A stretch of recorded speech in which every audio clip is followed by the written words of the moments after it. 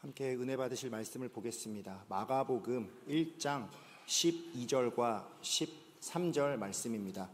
마가복음 1장 12절, 13절 말씀입니다. 신약성경 53쪽에 있습니다.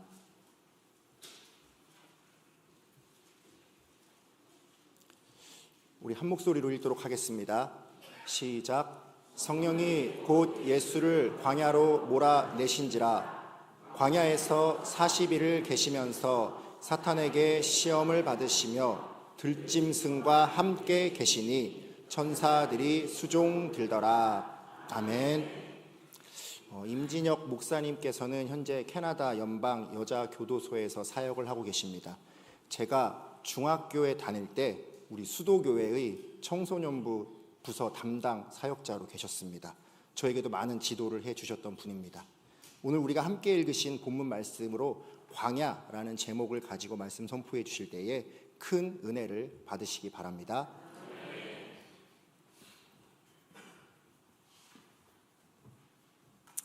할렐루야. 감사합니다. 이렇게 초대해 주셔서 감사합니다. 제가 캐나다에서 19일 날 왔거든요. 19일 들어왔는데 수도교가 첫 번째 설교 장소입니다. 제가 원래 설교를 부탁받으면 거절 안 하는데 그러다 보니까 제가 거절 안 하다 보니까 이번에 6군데 교회에서 설교하게 됐습니다. 첫 번째 교회가 수도교입니다. 그래서 제가 스타트를 잘해야 이제 나머지 교회에서도 은혜를 끼치게 될 줄 믿습니다. 그래서 제가 하나님 앞에 겸손하고 두렵고 떨리는 마음으로 이 자리에 섰습니다. 작년에도 그랬는데 제 애플워치가 하이 하트비트를 지금 찍는다고 또 알려졌는데요. 늘 설교 이 강단에 서는 것은 긴장이 되고 두렵고 떨리지만 또 하나님의 은혜가 있기에 담대함으로 이 말씀을 전하기를 소원합니다. 예, 우리 윤중희 목사님 얘기하셨듯이 제가 1998년도부터 2001년까지 수도교회에서 사역자로 있었습니다. 예, 전도사로 있었고요, 청소년부 담당이 있었고, 또 감사하게도 우리 청소년들이 잘 따라줘서 또 우리 목사님들과 또 목사님들의 지도와 또 여러 동역자들의 은혜 가운데 그 모든 일들을 잘 감당할 수가 있었습니다. 그래서 제가 아까 우리 목사님이 앞에서 기타 치시면서 인도하신 거 보면서 내가 저 자리에 섰었는데 라고 생각이 들더라고요. 그래서 저도 기타를 아직도 칠 줄 알거든요. 그래서 앞에 나서 같이 쳐야 되나는 생각했었는데 그만큼 이 자리가 추억의 장소고 또 은혜의 장소고 하나님께 감사의 장소인 줄 믿습니다. 세상을 살다 보면 내 뜻대로 되지 않은 일들이 너무나 많습니다. 인생의 계획을 세우고 사업의 계획을 세우고 여러분들이 자녀의 계획을 세웁니다. 그러나 마음먹은 대로 되지 않을 때가 많이 있습니다. 예전에 어느 분이 저에게 목사님의 계획은 무엇이냐고 물은 적이 있습니다. 그래서 제가 그분에게 저는 계획이 없다고 말씀드렸습니다. 정확하게 말하면 장기 계획을 세우지 않는다고 말씀드렸어요. 그러자 그분은 제 대답이 부실했던지 저에게 대한 실망을 표현했습니다. 그러고 나서 교회를 떠나셨습니다. 비전도 없는 목사 있는 교회 다니 뭐하냐 그렇게 생각하셨던 것 같아요. 여러분, 근데 제가 왜 그 장기 계획을 갖지 않냐면요, 2001년도에 제가 수도교회를 사임을 하고 미국을 가려고 계획을 했었습니다. 그때 제가 토플도 다 됐었고요, 그 다음에 미국에서 I-20 폼에서 신학대학원에서 입학하고서 다 받았어요. 그리고 비행기표도 다 끊고 제 안에 복중에는 아기가 있었고요. 그래서 우리 둘이 손 붙잡고 미국 대사관에 찾아갔습니다. 그런데 제가 인터뷰를 하고 나서 미국 여자 대사가 그러더라고요. 리젝트 비자를 딱 짓더라고요. 거절. 그때 이해가 되지 않았어요. 왜 나 다 준비됐는데, 토플도 다 됐는데 하나님 왜 이 자리를 막으실까, 이 길을 막으실까 라는 의문이 있었습니다. 그런데 지금 돌아보니까 하나님이 캐나다를 인도하시려고 저를 막으셨더라고요. 그리고 한 영혼을 돌보게 하시려고 하나님께서 막으신 줄 믿습니다. 그래서 저는 그때부터 계획을 세우지 않아요. 장기 계획을 갖지 않습니다. 그때 주어진 계획대로 하나님 인도하시는 대로 그것을 따르려고 노력하고 있습니다.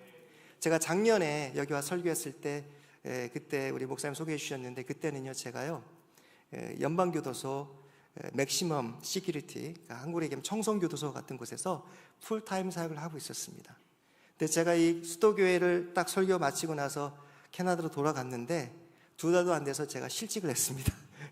해고를 당했어요. 그래서 해고를 당한 이유가 제가 못해서 그런 게 아니라 연방정부에서 예산을 줄이다 보니까 두 번째가 이제 폴스 채플린 있고 세컨드 채플린 있는데 제가 두 번째 채플린이었거든요. 두 번째 풀타임 채플린인데 폴스 채플린만 남겨두고 모든 세컨드 채플린 포지션을 다 리무브 시켜버렸어요. 전부 다 없애버렸어요. 그래서 어쩔 수 없이 실직자로 살아야만 했었습니다. 집에서 물론 이 아이를 실업급여를 받으면서 있을 수 있었지만 그냥 있을 수가 없어서 여기저기 지원을 막 했었어요. 지원을 했는데 지원하는 곳이 다 거절을 당하고 잘 안 되나 보다 생각하고 포기하고 있었는데 전혀 모르는 곳에서 연락이 왔습니다. 현재 제가 어디서 일하고 있냐면 이민자 센터에서 일하고 있거든요. 캐나다 여러분 그러실 일이 없으시겠지만 캐나다에서 불법 체류를 하는 사람들이 경찰에 붙잡히게 되면 디텐션 센터에 수용이 되게 됩니다. 그리고 나서 거기서 심사를 한 다음에 분류를 해서 본국으로 추방을 시키거든요. 근데 그 디텐션 센터가 서리에이라는 지역에 있는데 밴쿠버 옆에 바로 이 정도시 서리에 있는데 거기서 지난 4월부터 채플린을 모집한다는 그런 공고를 했는데 저는 그게 있는지도 몰랐어요. 그런데 거기서 첫 번째 채플린이 잘 일을 못하게 되니까 저를 리크루트했던 사람, 저를 고용했던 사람이 저한테 연락이 왔어요. 내가 네 프로파일을 보니까 여기 합당한 사람 같은데 여기 와서 일해줄 수 없느냐. 제가 지원을 안 했거든요. 거기서 먼저 연락이 왔어요. 그래서 제가 거기서 지금 현재 일주일에 이틀 반 20시간씩 그곳에서 정말 인생의 막장에 그런 느낌을 살고 있는 그분들을 만나고 위로해드리고 상담하고 도와주는 사역을 하고 있습니다. 하나님 은혜인 줄 믿습니다. 제가 계획한 게 아니에요. 하나님이 인도하셨다는 것입니다. 여러분, 오늘 본문에 예수님이 그러셨습니다. 예수님은 침례를 받자마자 성령에 이끌려서 광야로 나가셨습니다. 오늘 본문은요, 성령이 예수님을 몰아냈다고 말씀하고 있습니다. 여러분, 몰아냈던 표현은요, 예수님이 귀신을 쫓아냈을 때 쓰는 표현과 동일한 것입니다. 그만큼 강력하게 성령 하나님께서 예수님을 인도하시고 역사하셨다는 것입니다.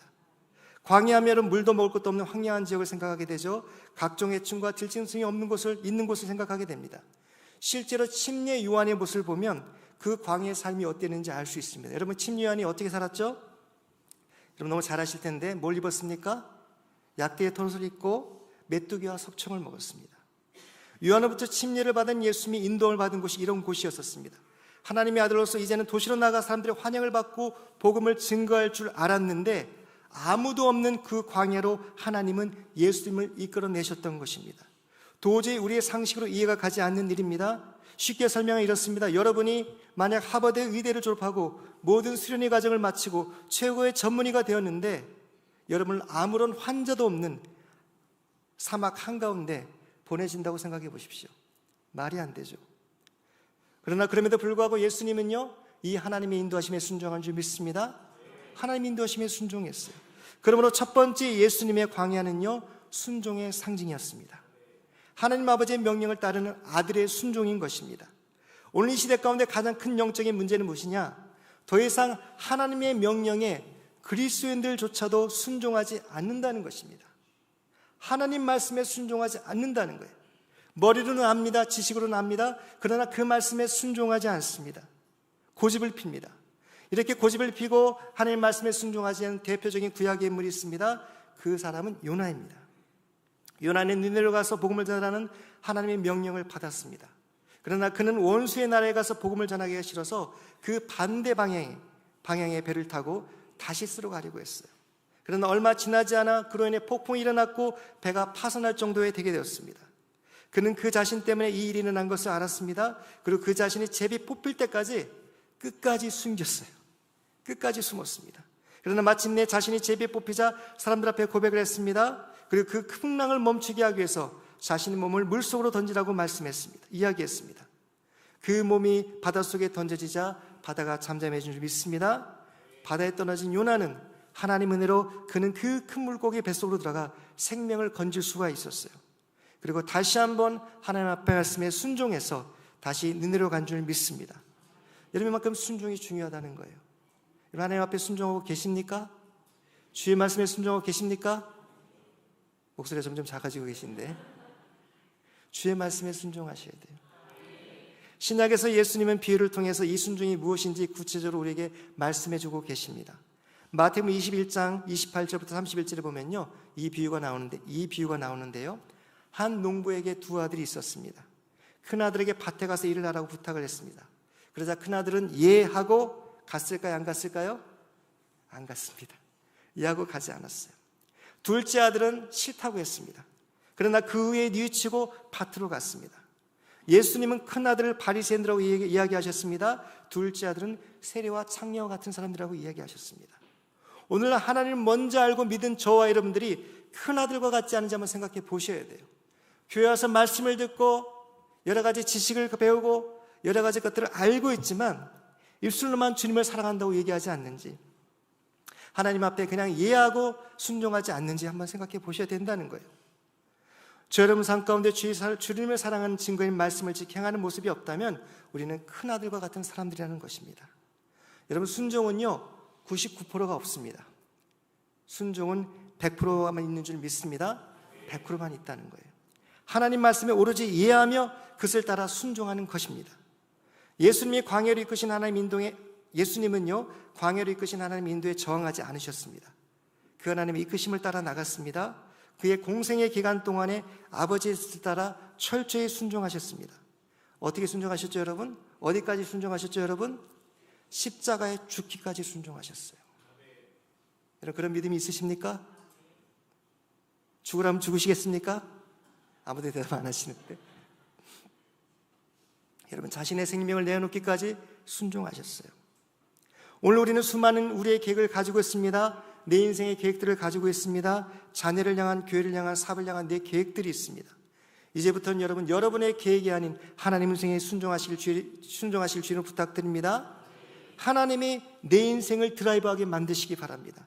그것이 광야라 할지라도 그 인도하심을 따라갈 수 있는 믿음을 갖는 저 여러분들이 되시기를 주의 이름으로 간절히 축원드립니다.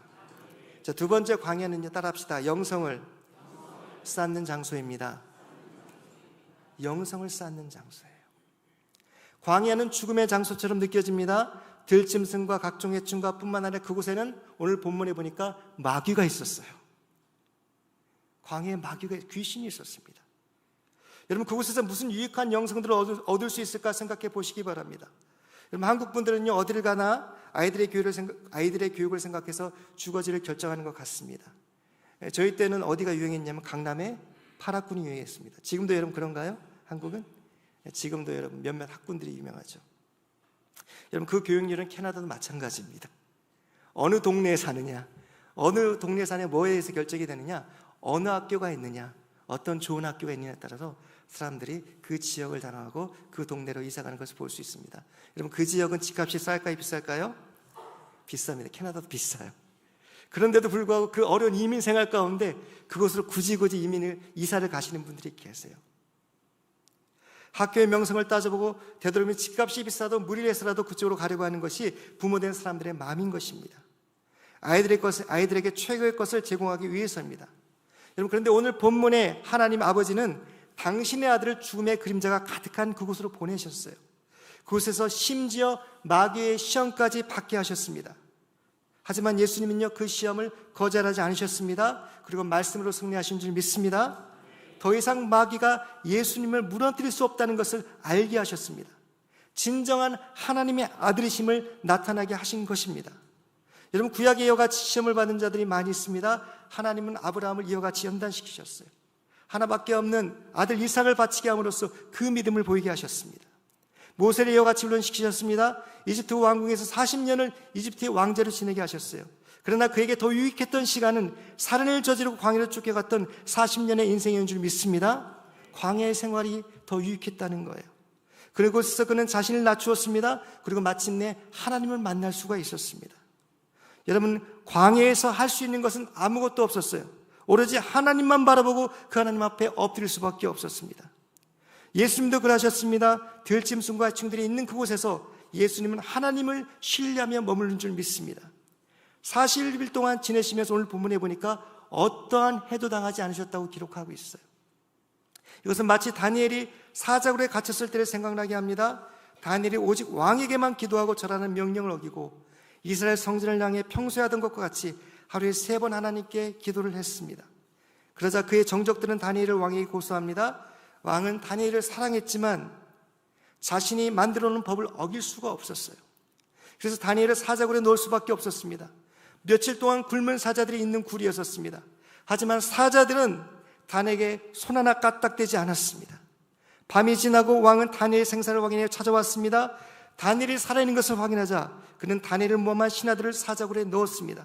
그래서 사자들이 그 입을 열어 그 신하들을 그 자리에서 잡아먹은 줄 믿습니다. 여러분, 오늘 본문의 예수님은요, 다니엘과 같이 하룻밤이 아니에요. 여러분, 며칠 밤을 계셨죠? 40일 밤을 계셨어요. 무려 40일을 광야에서 지내셨습니다. 그러나 어떠한 해도 입지 않으신 줄 믿습니다. 이것은 예수님 모든 만물의 창조주자 하나님이신을 보여주는 증거였습니다. 하나님은 광야에서 예수님의 공생애를 준비케 하셨던 것입니다.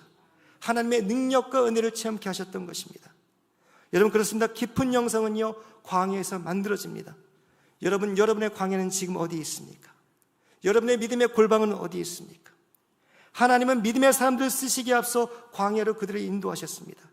사도 바울이 그랬습니다. 그는 아라비아 광야에서 2년간 머물면서 하나님과 깊은 영적인 교제를 나누었습니다. 그리고 마침내 하나님의 일을 감당할 수 있게 되었습니다. 여러분, 여러분이 살고 있는 땅이 광야일 수 있습니다. 많은 사람들이 캐나다 땅을 광야라고 얘기합니다. 제가 목회를 할 때 많은 성도님들이 저에게 찾아와서, 목사님, 캐나다 땅이 적과 꿀이 끓는 땅이 아니라 광야와 같아요. 왜 광야와 같냐? 영적으로 광야와 같다는 거예요. 영적으로 그들이 원하는 때 기도할 수 없고요, 그들이 원하는 말씀을 공급받을 수가 없습니다. 많은 제약들이 있어요. 시간적 제약들이 있고 아침부터 저녁까지 일을 해야만 먹고 살 수 있는 그런 이민생활 가운데 그들이 광야를 고백할 수밖에 없었다는 것입니다. 여러분, 그러나 진정한 신앙은요, 이런 환경에서 알 수 있습니다. 힘들고 어려운 시기에 내가 얼마나 하나님을 의지하고 따라가느냐 하는 것입니다. 그 하나님 앞에 엎드리냐 하는 거예요. 사람들이 먹여주는 양식이 아니라 주님이 주시는 그 양식을 내가 찾고 구하는 것입니다. 그럴 때 우리는 어느 곳을 가든지 그 하나님 나라를 경험하며 그 기쁨을 누리게 될 줄 믿습니다. 여러분, 장소가 중요한 것이 아닙니다. 여러분, 제가 어디서 방금 소개해드렸듯이 제가 어디서 일하냐면 디텐션 센터에서 일해요. 여러분, 디텐션 센터 어떤 곳이냐면요, 이런 조그만 공간 안에 침대를 7개, 8개 놓고 사람들 그곳에 수용해 놓습니다. 그래서 캐나다는 그나마 인권이 좋아서 음식도 제공해 주고요, TV도 볼 수 있게 해주고 여러 가지 유생용품도 다 제공해 줘요. 여러분, 그런데 사람이 그곳에 하루 이틀은 몰라도 여러분 일주일, 30일, 2년이 있다고 생각해 보십시오. 가장 오래 있는 사람이 2년 동안이에요. 2년 동안. 보통은 30일 있으면 풀어줘야 되거든요. 결정을 해서 본국으로 소환을 하든지 캐나다 땅에 풀어주든지 해야 되는데, 캐나다 정부가, 제가 아는 한 분이 있는데 아이국의 손분인데 제가 나를 말씀드릴 수는 없지만 2년 동안 그곳에 같이 있었어요. 왜냐하면 그 나라에서도 그 사람을 받지 않는 거예요. 왜냐하면 그 사람이 캐나다 땅에서 범죄를 저질렀기 때문에 감옥에서 모든 형기를 마쳤거든요. 그런데 그 본국에서도 이 범죄를 받고 싶지 않은 겁니다. 그러니까 중간에서 그냥 이렇게 중간에 영어로 스톡이라고 하는데 그냥 붙어있는, 딴 데 어디 갈 수가 없는 거예요. 그러니까 그 수용센터에서 기약 없이 있는 것입니다. 근데 그럼에도 불구하고 그 사람이 하나님 앞에 엎드리며 기도하는 것을 제가 볼 수가 있었어요.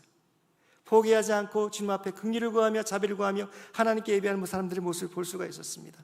제가 한 번은 한 한국 분을 만날 수가 있었는데요, 그분이 너무나도 억울한 일을 당해서 그곳에 있으면서 극단적인 선택을 시도했었어요.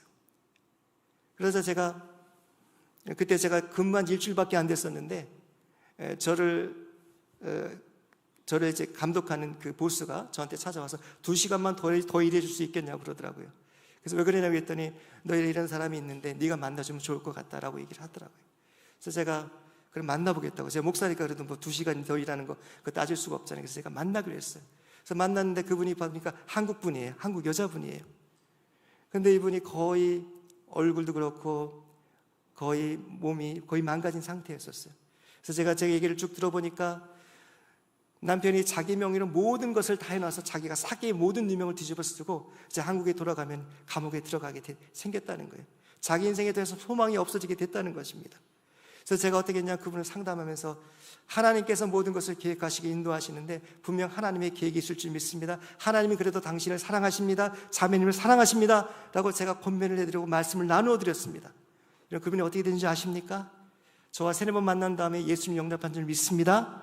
예수님 영접하고 저한테 그래요. 목사님, 이제는 제가 한국에 돌아가서 감옥에 가도 절로 두렵지 않아요. 하나님이 저와 함께 하시기 때문에 제가 이 모든 것을 이겨낼 수 있을 줄 믿습니다 라고 고백하는 것을 제가 들을 수가 있었습니다. 여러분, 장소가 중요한 것이 아닙니다. 감옥이 있다고 해서 그곳에 하나님이 없는 게 아니에요. 여러분이 어디를 가든지 간에 하나님이 함께 하실 줄 믿습니다. 하나님이 여러분 인도하실 줄 믿습니다. 하나님이 여러분 가운데 역사하실 줄 믿습니다. 여러분, 그러므로 이 광야로 인도하실 때 여러분 기뻐하실 줄을 부탁드립니다. 하나님 나를 정금같이 나를 만들어 사용하실 것이라는 그 기대를 가지시길 바랍니다. 자, 마지막 세 번째, 성공적으로 광야의 생활이 끝날 때 따라합시다. 하나님의 위로가 있습니다. 그럼 마태에 보면요, 4장에 보면 예수님 모든 시험을 마치시네 천사들이 와서 예수님을 수종들었다고 기록하고 있습니다. 오늘 본문에도 천사들이 예수님을 순종했다고 기록하고 있죠. 여러분, 인생의 광야도 마찬가지입니다. 야고보서 1장 12절에 이런 말씀이 있습니다. 시험을 참는 자는 복이 있나니 이는 시련을 견디어낸 자가 주께서 자기를 사랑하는 자들에게 약속하신 생명의 면류관을 얻을 것이기 때문이라. 아멘. 시험을 참는 자가 어떻다고요? 복이 있다고 얘기하고 있어요. 따라합시다. 시험을 참는 자는 복이 있나니. 여러분 믿으십니까? 여러분, 시험을 참으면 복이 있습니다. 여러분, 시험이 없으면 진정한 그리스도인이 아닙니다. 여러분의 진정한 그리스도인은 시험이 있는 줄 믿습니다. 연단이 있다는 거예요. 그러므로 우리는 이 광야를 두려워해서는 안 됩니다. 담대하게 통과하셔야 돼요. 이스라엘은 이 광야를 두려워하고 불평하고 돌아가려고 했었습니다. 그러나 가나안으로 가기 위해서는요, 이 광야를 통과해야 될 줄 믿습니다. 나의 죄된 옛된 습관들을 그 광야에서 다 씻어버리고 벗어버리고 고치기 위해서는 이 광야를 통과해야 된다는 거예요. 그리고 마지막 가나안 땅에서 하나님의 위로와 평강을 만나게 될 줄 믿습니다. 그것을 누리게 된다는 것입니다. 여러분, 오늘 우리에게 주시는 광야는 어디입니까? 여러분의 광야는 어디입니까? 하나님의 인도하심에 순종하고 있는지 먼저 여러분을 돌아보시길 주님 부탁드립니다. 그 광야에서 하나님을 만나시길 바랍니다. 그 하나님께 엎드리시기 바랍니다. 그래서 예수님과 같이 우리 앞에 놓여진 사명을 온전히 감당할 수 있는 주님의 제자들이 주님을 부탁드립니다. 여러분, 수도교회가 정말 믿음 안에서 성장했으면 좋겠습니다. 제가 작년에 와서 볼 때마다, 내년 올 때마다 교회가 성장하는 것을 볼 수가 있어요. 제가 아까 산부예배 참석했을 때 젊은 우리 가정들이 많더라고요. 제가 너무 보기 좋았습니다. 그래서 우리 교회가 정말 힘들고 어려운 시기도 있었겠지만, 정말 여러분, 한국 교회가 위기라고 얘기하잖아요. 전 잘 모르겠어요. 캐나다 교회만 있어서 위기인지 모르겠지만, 수도교회만 볼 때 위기는 아닌 것 같아요. 우리 목사님들도 그래서 모든 성도님들이 잘 이 시간들을 지내고 있는 것 같은데, 여러분, 이 한국 교회의 광야 같은 시기를 여러분 두려워하지 마시고 믿음으로 성장에 이기며 성장해 나갈 수 있는 하나님의 교회가 되기를 주로 간절히 부탁드립니다. 함께 기도하시겠습니다. 하나님 아버지, 감사합니다. 오늘 우리 삶 가운데 광야를 돌아보기를 소원합니다. 각자의 광야 가운데서 힘들고 어려워 지쳐있는 영혼들 하나님 외면하지 마시고 그들을 위로하여 주시고, 이 시험 끝에 하나님의 위로와 평강이 있다는 사실들을 기억하게 도와주시옵소서. 하나님께서 약속하셨습니다. 모든 것이 합력하여 선을 이루신다고 하셨습니다. 모든 일들은 하나님의 계획 가운데 있다는 사실들을 저희들이 깨닫게 도와주시고, 오직 주님만 바라보며 이 시험의 연단을 이겨나간 후에 모든 사람들 앞에서 하나님이 나의 인생을 이렇게 인도하셨다, 하나님 나를 이렇게 사랑하셨다고 증거하며 고백할 수 있는 하나님 모든 자녀들 되도록 축복하여 주시옵소서. 이 모든 말씀 예수님을 축복하며 기도합나이다. 아멘.